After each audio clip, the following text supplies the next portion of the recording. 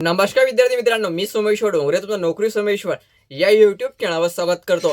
तर मित्रांनो, आताची व्हिडिओमध्ये आपण RRB ग्रुप डी याची संपूर्ण जाहिरात या ठिकाणी प्रसिद्ध झालेली आहे आणि जागा असणार आहे 22,195.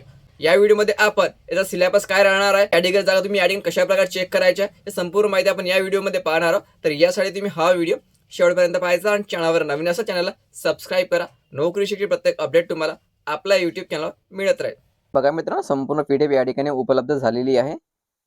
अर्ज भरायला सुरुवात झालेली आहे. आजपासून 2 मार्च याची अंतिम तारीख असणार आहे आणि तुम्हाला पेमेंट वगैरे जर राहिलं असेल तर तुम्ही 4 मार्च पर्यंत करू शकता.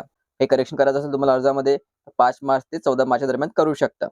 ठीक आहे. जागा असणार आहे 22,195 आणि यामध्ये बघा वयोमर्यादा असणार आहे 18 ते 33 वर्षापर्यंत ओपन कॅटेगरीला, SC ST ला 5 वर्ष अधिक आणि OBC कॅटेगरीला 3 वर्ष अधिक. आणि ही जी वयोमर्यादा आहे तुमची ते 1 जानेवारी 2026 नुसार ठरवण्यात येणार आहे.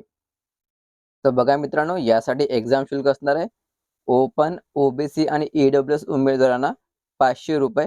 त्यामध्ये तुम्हाला ₹400 रिफंड केल्या जाणार आहे. ठीक आहे, म्हणजे सध्या नाही, नंतर एक्झाम वगैरे झाल्यानंतर तुम्हाला हे रिफंड केल्या जाणार आहे.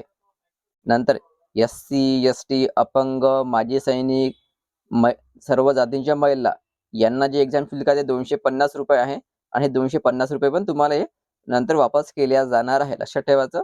हे फी तुम्ही ऑनलाईनद्वारे पण भरू शकता आणि अर्ज भरताना बँकेचं पासबुक हे सोबत घेऊन जायचं.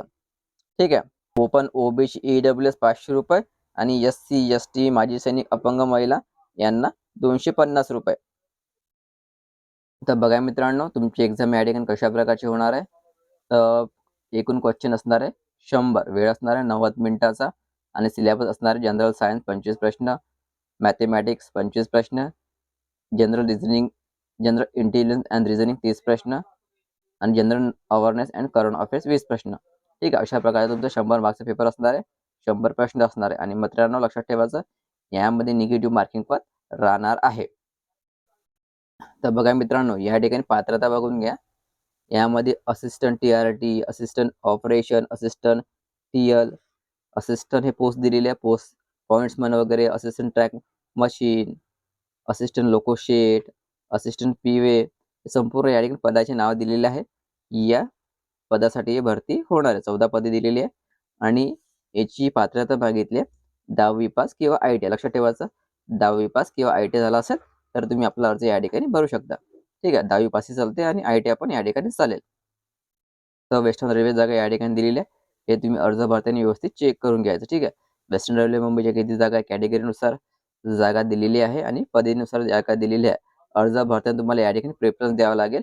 1 2 3 4 अशा प्रकारे प्रेफरन्स द्यायचे, नंतर आपला अर्ज भरायचा. ठीक आहे. नॉर्थ वेस्टर्न रेल्वे जयपूरची पण दिलेली आहे. तुम्हाला ज्या डिव्हिजनमध्ये अर्ज भरायचा असेल त्या डिव्हिजनमध्ये तुम्ही आपला अर्ज या ठिकाणी भरू शकता. जबलपूर, भुवनेश्वर, बिलासपूर, दिल्ली, चेन्नई, गोरखपूर, गुवाहाटी, कोलकाता, मुंबई, आता सेंट्रल रेल्वे मुंबई या ठिकाणी पण जागा दिलेली आहे. ठीक आहे, तुम्हाला ज्या ठिकाणी अर्ज भरायचा असेल तुम्ही अर्ज भरू शकता. संपूर्ण माहिती आपण या ठिकाणी पाहिलेली आहे. लक्षात ठेवायचं, अर्ज भरायला आजपासून सुरुवात झालेली असून 2 मार्च याची अंतिम तारीख आहे. तर अर्ज भरताना आपल्याला कोणते प्रेफरन्स द्यायचे आहे, आपल्या जागा कुठे जास्त आहे, ह्या गोष्टी चेक करून आपला अर्ज या ठिकाणी भरायचा. संपूर्ण PDF लागत असेल तर आपलं टेलिग्राम चॅनल जॉईन करायचं, त्यावर तुम्हाला PDF मिळून जाईल. टेलिग्राम चॅनल लिंक मी तुम्हाला डिस्क्रिप्शनमध्ये देऊन दे. तर व्हिडिओ महत्त्वाचा जास्तीत जास्त शेअर करा आणि चॅनलला सबस्क्राईब करा. धन्यवाद.